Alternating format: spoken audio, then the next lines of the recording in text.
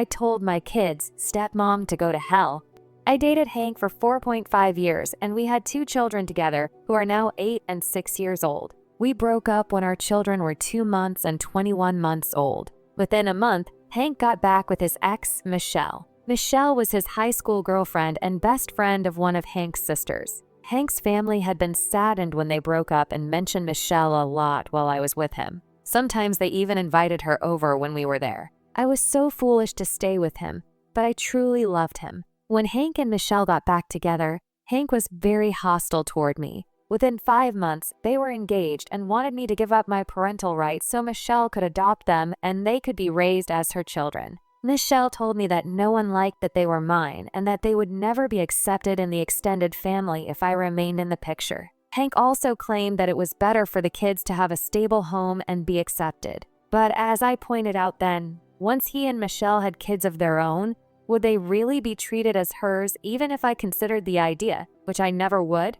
They said yes, but I never believed them, especially not Michelle. Unfortunately, my children are treated to alienate them. Hank lost some parenting time with them for 16 months, but once the alienation was addressed in parenting classes and therapy, the judge decided it would be fine to reinstate shared custody. I have documented proof that my children are treated as inferior and mistreated by Hank's family and Michelle, but custody remains 50-50, and I cannot get more time with them. The kids are very sad when they have to go to their father's house. I have them in therapy, and the therapist has been wonderful, advocating for me to have more custody as well, but the judge said that 50-50 was best for them. Hank has been very difficult to communicate with, and one of our children has a medical condition that requires hospitalizations and frequent medical appointments, as well as a learning disability that requires cooperation. I also have Michelle sending me pictures of Hank's family gatherings where my kids are excluded.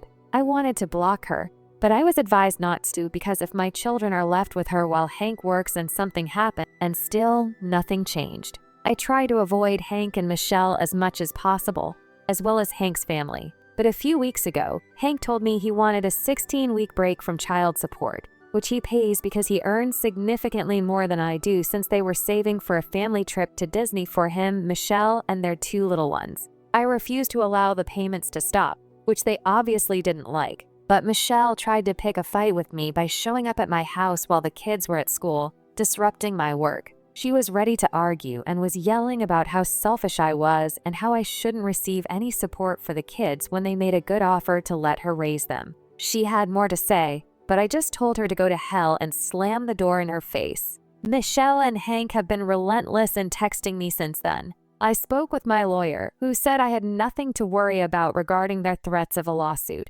I didn't say anything in front of the kids, and she showed up at my house to yell at me. I also had proof that she had behaved much worse and had said far worse things to me. So am not worried. But am I the bad person for telling? But the situation hasn't stopped. Since that incident, Michelle has started sending more aggressive messages, trying to manipulate the kids when they are at Hank's house. I've heard them say things that are clearly not their own words, but ideas someone has instilled in them. Maybe you'd be happier if you let Dad and Michelle take care of us all the time. Michelle says you don't want us to have a complete family. It's devastating to hear it from their own mouths. My kids aren't sure how to react to all of this. Sometimes I find them withdrawn after being with their father. They tell me things with fear, as if revealing what happens in that house will get them in trouble. In therapy, their specialist has noticed that they have developed anticipatory anxiety before their weeks with Hank, but somehow the system still doesn't consider it enough evidence to modify custody. This battle is not over, and even though I feel exhausted, I cannot give up. My children deserve more. They deserve to feel loved and safe, not like a burden or a footnote in another family's story. I must find a way to prove what is happening, to make sure their voices are heard in this fight. Because if there is one thing I am sure of, it is that I will not allow my children to be pushed into the corner of their own lives. Since that confrontation with Michelle, the tension has only increased. They didn't stop at text messages or manipulating the children. Now they have started using other more subtle yet equally disturbing methods. Lost documents, changes in visitation schedules that were never discussed, even omissions in important medical information. It's as if they are trying to make me stumble at every step. A few weeks ago, Hank insisted that I needed to pick up the kids a day earlier than agreed. Supposedly, he had received a notification from the judge with an adjustment to the custody arrangement. I never received anything, so I called my lawyer to verify. As I suspected, there was no such change. When I confronted him, he just shrugged and said there must have been a communication error. But I know it wasn't a mistake. I know he is testing the limits, trying to see how far he can go without being stopped. The problem is that Michelle is not falling behind. She has managed to get several members of Hank's family to join her narrative, and now I get side glances and passive-aggressive comments whenever we run into each other at a school event or a sports game for the kids. It must be hard for you, knowing the kids are better taken care of with Michelle, Hank's mother once told me. I didn't respond. It wasn't worth arguing with someone. But the worst happened last week. The kids spent the weekend with Hank, and when I picked them up, I noticed my younger child was unusually quiet. It wasn't until nighttime, while helping him get ready for bed, that he dared to tell me what was happening. "Mommy, Michelle says it would be better if we lived with them all the time. She says that way we wouldn't have to go back and forth, and you would be happier without worries." I felt my heart stop. They had been planting the idea in their heads, trying to make them ask to stay with their father full-time. Pure manipulation disguised as concern for their well-being. Rage coursed through me, but I forced, "Sweetheart, do you want to live with them all the time?" I asked him gently. He hesitated. "I don't know. I like being with you, but Michelle says that Dad and she will give us more things and that I won't have to keep changing houses." There it was. They were using gifts, artificial stability, promises of an easier life to make my children want to distance themselves from me. I didn't know whether to cry, scream, or simply collapse from helplessness. But I couldn't do any of those things. I had to stay strong. The situation has continued to escalate. Michelle won't stop, and Hank lets her do whatever she wants. Her new move has been talking to other parents at school, painting a picture in which I'm a problematic mother, the one who causes conflict, the one who doesn't cooperate. Suddenly, I am gathering all the documentation I can, screenshots of messages, incident records, testimonies from my children's therapist. I need to prepare for what seems like an inevitable legal battle. I cannot let them get away with this. I cannot let them turn my children into pawns in their power game. Every day, I wake up with a new worry, with the constant fear of what they might do next. But I also wake up with the determination to protect my children, no matter the cost. This fight is not over, and I will not give up. With each passing day, the situation becomes more unsustainable. There is no respite.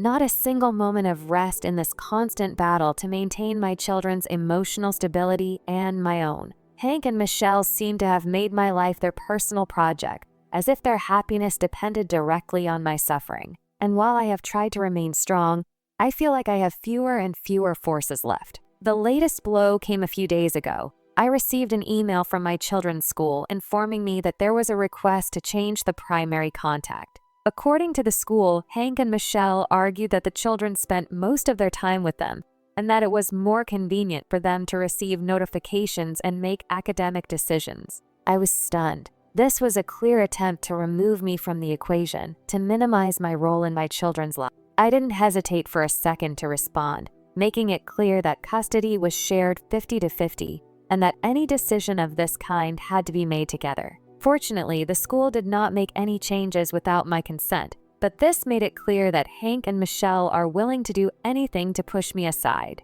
But the worst part was seeing my eldest child's expression when I mentioned what had happened. He went silent, lowered his head, and after a while, in a trembling voice, he said, "Michelle says you don't need to know everything, that she and Dad can handle it." That was the moment I realized that this wasn't just a legal or administrative battle. The children's therapist has confirmed my suspicions. During their sessions, he has noticed how my children show signs of divided loyalty, how they seem to feel that they have to choose between their father and me. But it is not a natural choice. It is a forced choice, induced by comments, attitudes, and pressures that should not even exist. And although the therapist has expressed concern and is documenting everything, the judge still does not consider this enough to change custody. The final straw came when my children told me that Hank and Michelle had taken them to see new houses. They say we'll be moving soon and that we'll have bigger rooms, and that everything will be easier if we live with them all the time.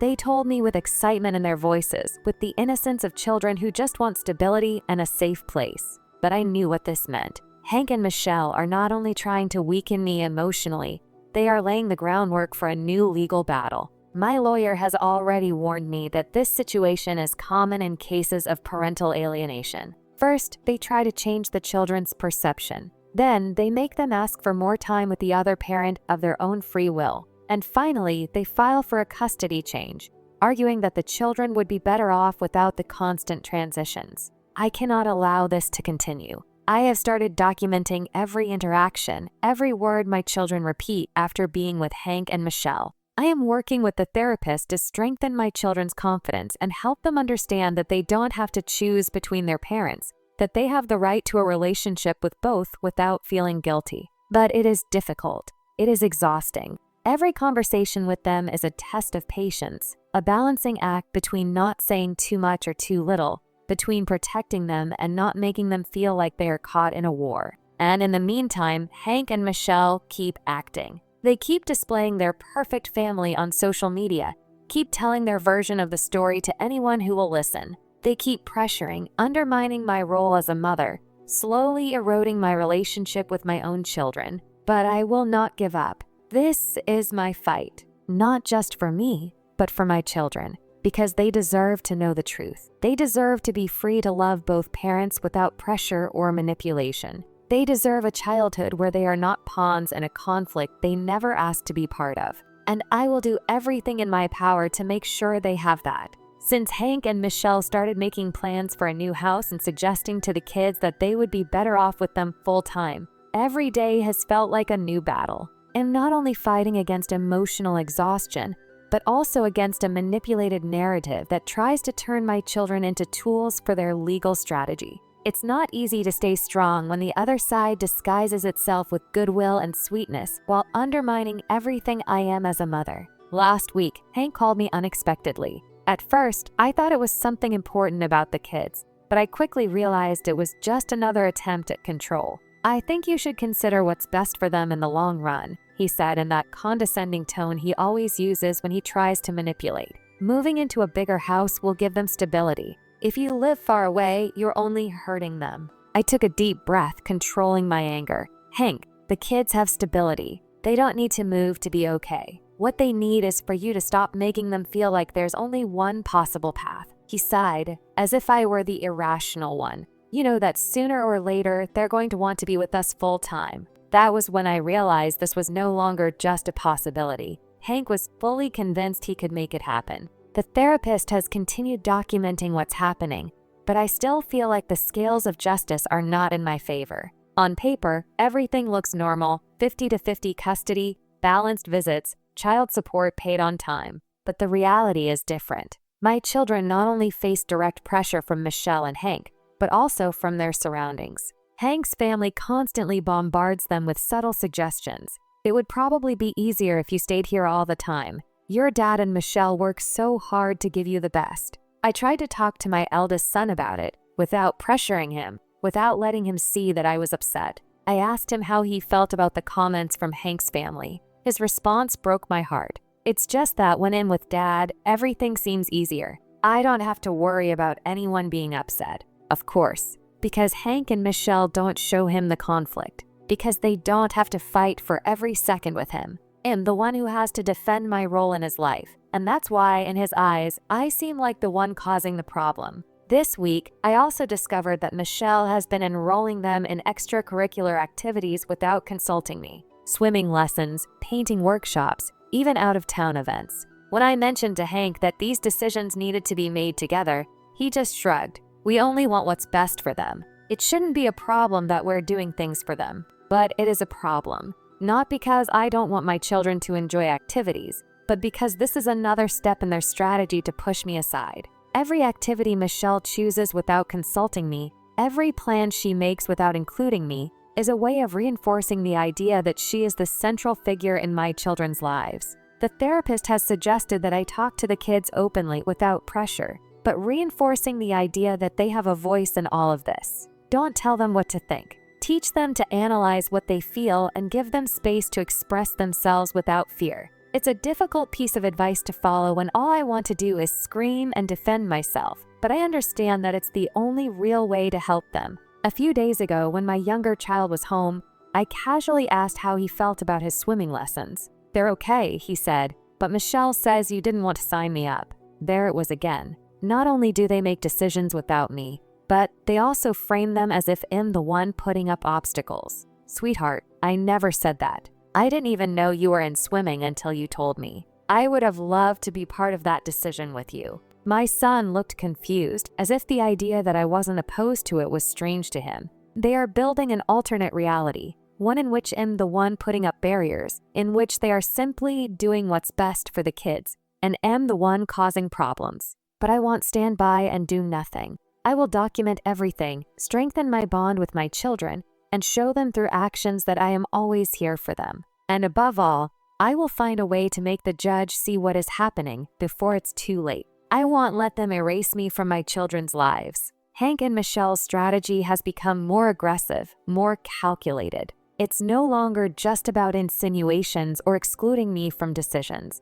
Now they are taking direct actions to try to diminish my influence in my children's lives. A few days ago, I received an email from the school informing me that Michelle had attended a parent meeting in my place. Without consulting me, without notifying me, she just showed up, claimed she was a key figure in the children's lives, and took notes on what was discussed. When I asked the principal how it was possible for her to attend a parent meeting without my consent, his response left me speechless. Mr. Hank indicated that she had his authorization to represent him. "We didn't know there was no coordination with you. There is no clear protocol for this." The school, seeing that Michelle is Hank's wife, assumed she could also make decisions or be informed in the same way I am. But the reality is that she cannot do this without my consent. I don't want to seem overdramatic, but every action like this makes me feel like they are slowly cornering me. I spoke with my lawyer, and he recommended that I send a formal notification to the school stating that Michelle has no legal rights over my children's academic decisions. I did so immediately, but that doesn't change the fact that Hank and Michelle will keep finding new ways to undermine my authority. The children are starting to notice these tensions, not just because I'm stressed, but because Hank and Michelle have stopped hiding their intentions. A few days ago, my eldest child confessed to me that Michelle told him that Mom is always angry and that things would be easier if Dad could make all the decisions. I was speechless. I didn't know how to respond without making my son feel caught in the middle of a conflict, so I told him the only thing I could think of at that moment. "I will always be here for you, no matter what happens. Nothing is going to change that." He nodded, but I could see the doubt in his eyes. Michelle and Hank are making him question the stability of his life. They are planting the idea that there is a side he must choose. While all of this is happening, Hank has started insisting on the possibility of taking the children on extended vacations without my approval. He says it would be good for them to be away for a while, that they could reconnect without the interruptions of custody changes. But I know what it really means. It's another attempt to distance them from me. If I agree, what will be the next step? I have to be strategic. I have to keep documenting everything, staying in close contact with the children's therapist, and ensuring that they understand their mom is not going to let them go. I don't want to fight in front of them, and I don't want their childhood to turn into a constant battle of divided loyalties. But I also cannot allow Hank and Michelle to erase my role in their lives. This battle is not over, and as long as they keep pushing forward, I will keep fighting to make sure my children do not lose the right to a mother who loves them with all her heart. For months, every day felt like an endless war, a constant battle for the right to remain a present mother in my children's lives. Hank and Michelle tried everything: manipulation, isolation, persuasion, and most of all, wearing me down to the point of surrender. But they failed. I couldn't allow myself to lose. The final straw came when I received a legal notice stating that Hank was requesting full custody. In his filing, he argued that for the well-being of the children, he should be their primary caregiver since they felt more comfortable in his home. He claimed that I was an unstable mother and that the unilateral decisions he and Michelle had made were actually acts of responsibility. This had always been his plan: to weaken my relationship with the children to the point where it seemed like they wanted to distance themselves from me on their own. I couldn't let it happen. I gathered every piece of evidence I had: screenshots of messages, reports from the therapist, statements from people close to my children who could testify to how they had been manipulated. My lawyer told me it would be difficult, but not impossible. The key was proving that the alienation was real and that, beyond Hank and Michelle's tricks, the children were not better off without me. The custody trial was long and painful. Hank and Michelle presented themselves as the perfect couple, offering a home full of love and stability,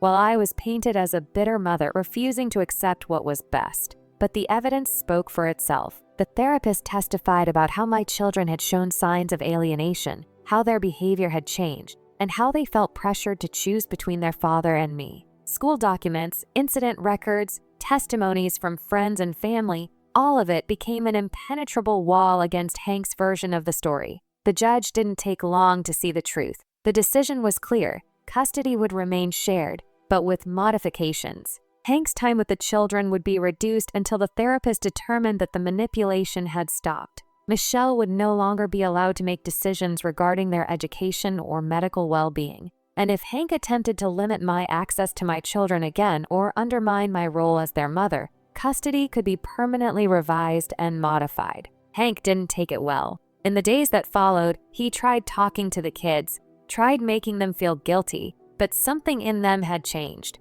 Maybe it was the trial, maybe it was the therapy sessions, but they now saw things more clearly. Over time, even Michelle began to step away from the conflict. Maybe she realized that Hank never truly loved her, that she had only been another piece in his battle against me. Peace returned. Today, my children are doing better. They still spend time with their father, but they know that no one can force them to choose between us. My relationship with them didn't rebuild overnight, but with patience, love, and dedication, we became a team again. And most importantly, they learned that no one has the right to erase their mother's role in their lives. Hank lost the battle he fought so hard to win. But what hurt him the most wasn't the judge's decision. It was realizing that, in the end, he could never take away our children's love for me. And that, in itself, was the greatest victory of all.